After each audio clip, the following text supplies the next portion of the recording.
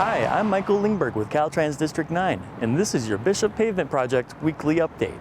On the southern end of Bishop, between South Street and Mandage Street, Pavement Construction's aim is to finish constructing the sidewalk by the end of next week. Its work on the outside northbound lane across the street is expected to conclude at the same time, reopening all travel lanes to the public.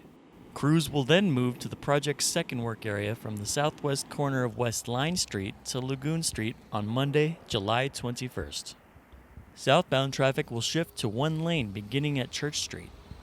The Main Street and Line Street intersection will remain open through this phase of construction, but access to Lagoon Street from US 395 will be unavailable. On North Sierra Highway between CV Lane and the Fairgrounds, Pavement construction crews continue to lay the rough grade for the shared use path. Meanwhile, the Meadow Farms ADA project, which is adding shared use paths on both sides of the highway between CV Lane and Barlow Lane, has officially begun. Traffic is reduced to one lane starting at Tusu Lane all the way to the Fairgrounds, and speed limits have been reduced through the construction zone. All businesses within the Meadow Farms ADA project area will remain open and accessible throughout construction. Remember to be work zone alert and move over when you see those flashing lights. For Caltrans District 9, I'm Michael Lingberg.